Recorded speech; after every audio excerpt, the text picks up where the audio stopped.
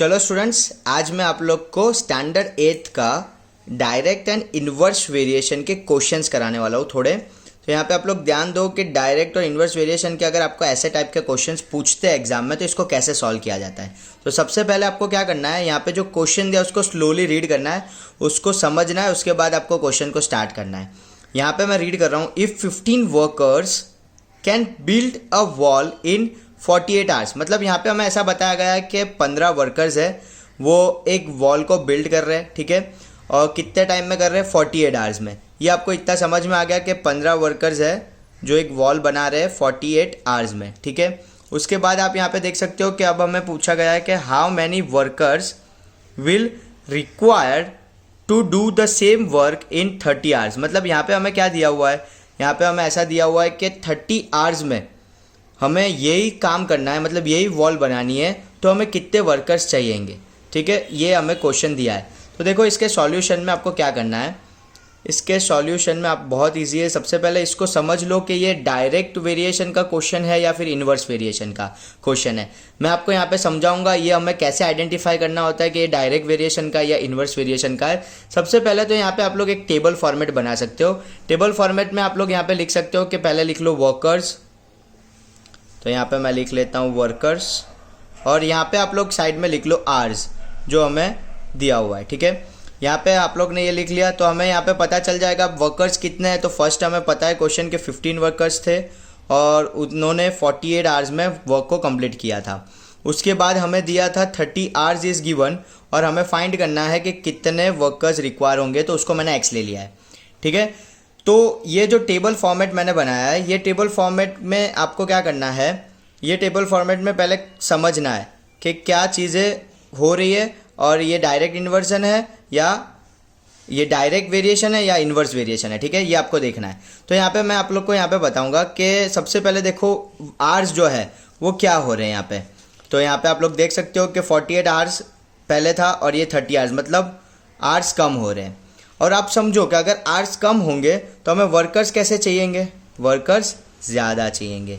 अगर आवर्स कम हो रहे हैं और तो हमें समझ लेना है कि वर्कर्स ज़्यादा चाहिए, क्योंकि 15 वर्कर्स 48 आवर्स में बिल्ड करते हैं वॉल को, तो 30 आवर्स में तो जो वर्कर्स है वो क्या करेंगे, तो वो तो ज़्यादा ही मतलब ज़्यादा ही वर्कर मुझे चाहिए। तो यहाँ पे आप लोग को समझना है, अगर एक चीज़ डिक्रीज़ हो रही है और एक चीज़ इंक्रीज़ हो रही है, क्वेश्चन के अंदर एक चीज़ डिक्रीज और इंक्रीज होती है, तो ऑटोमेटिकली आपको समझना है कि ये इन्वर्स वेरिएशन का क्वेश्चन है। दोनों ही चीज़ इंक्रीज हो गई या फिर दोनों ही चीज़ डिक्रीज हो रही है, तो ऑटोमेटिकली आपको पता चल जाएगा कि ये क्वेश्चन जो है वो डायरेक्ट वेरिएशन का है। तो यहाँ पे मैं देखो, यहाँ पे अगर इन्वर्स वेरिएशन का क्वेश्चन होता है तो आपको इसको सॉल्व कैसे करना होता है। अगर ये इन्वर्स वेरिएशन का क्वेश्चन है तो यहाँ पे आप डायरेक्ट लिख लो x इक्वल्स टू सामने सामने मल्टीप्लीकेशन कर लो 15 इंटू 48 अपॉन 30, ठीक है। ये आपको डायरेक्ट करना है। अगर आपको पता चल गया कि इन्वर्स वेरिएशन का क्वेश्चन है या डायरेक्ट वेरिएशन का, तो आप ऐसे डायरेक्ट कर सकते हो। तो इसके बाद यहाँ पे आपको क्या करना है, ये जो इसको कट करना है, तो ये 15 1 जा 2 जा 2 1 जा 24, तो आपको आंसर 24 आवर्स मिल जाएगा, ठीक है। तो ये बहुत ईजी है, आपको ये एक टेबल बना लो, ये कर लो, तो आप फटाफट से इसको सॉल्व कर पाओगे, ठीक है। चलो एक और क्वेश्चन मैं करवा रहा हूँ, सेकेंड क्वेश्चन। यहाँ पे सेकेंड क्वेश्चन आप लोग देख सकते हो। पहले क्या करना है, सबसे पहले हम लोग को क्वेश्चन को स्लोली रीड करना है। Rashmi has a road map with a scale of 1 centimetre representing 18 kilometre. She drives on a road for 72 kilometre. What would be her distance covered in map. मतलब रश्मि के पास एक मैप है, उसमें 1 सेंटीमीटर 18 किलोमीटर बताता है और उसने 72 किलोमीटर ड्राइव किया है, तो उसने मैप में कितना सेंटीमीटर रिप्रेजेंट करेंगे वो हमें फाइंड करना है। तो सबसे पहले हम लोग एक टेबल बना लेंगे। टेबल आपको मैंने यहाँ पे जैसे ही क्वेश्चन 1 में टेबल बनाया वैसे ही क्वेश्चन 2 में भी हम लोग टेबल बना लेंगे। तो सबसे पहले मैं यहाँ पे सेंटीमीटर और किलोमीटर का टेबल बना लेता हूँ।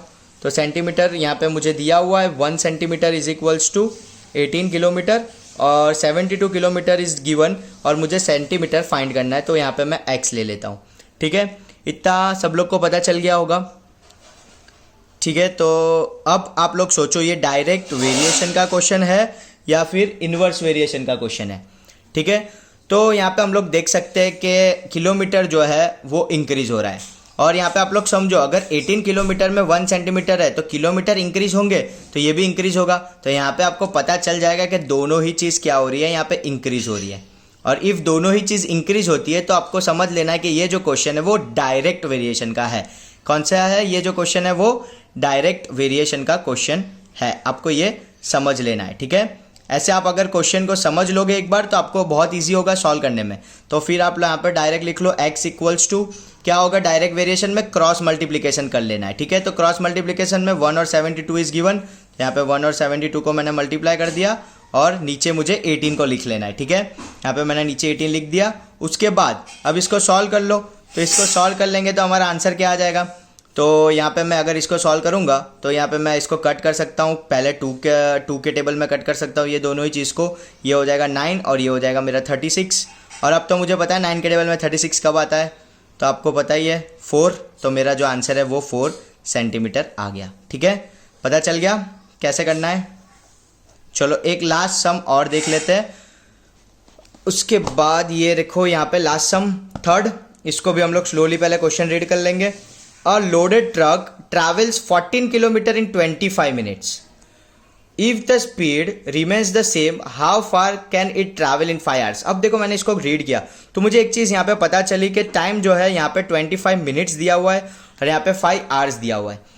तो आपको क्या करना पड़ेगा, आपको 25 मिनट्स को कन्वर्ट कर लो या फिर 5 आवर्स को कन्वर्ट कर लो मिनट में और इसको आवर्स में। तो देखो इसको आवर्स में कन्वर्ट करना थोड़ा डिफिकल्ट हो जाएगा, तो क्या कर लो आप 5 आवर्स को पहले सबसे पहले क्वेश्चन में मिनट्स में कन्वर्ट कर दो। ये फर्स्ट आपको ये करना है। अगर कोई भी चीज़ एक यूनिट में नहीं दी है तो हमारा टेबल मतलब वो जो हम लोग टेबल बनाते वो नहीं बना पाएंगे, इसलिए आवर्स को मैं सबसे पहले क्या करूँगा, कन्वर्ट कर दूंगा।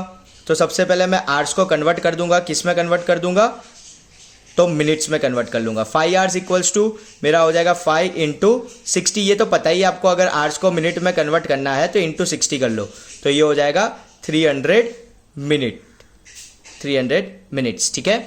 चलो तो ये आपको पता चल गया कि इसको कैसे करते हैं। अब मैं टेबल बनाऊंगा, तो टेबल में हमको पता है 14 किलोमीटर में 25 मिनट्स लग रहे हैं, तो 300 मिनट्स में कितने लगेंगे। तो यहाँ पे मैं लिख लेता हूँ 5, यहाँ पे किलोमीटर लिख लेता हूँ, यहाँ पे मिनट लिख लेता हूँ, ठीक है। तो यहाँ पे मैं क्या लिख दूंगा, कितना किलोमीटर है, तो 14 किलोमीटर, यहाँ पे 14 किलोमीटर और यहाँ पे कितना मिनट लगेगा, तो 25 मिनट।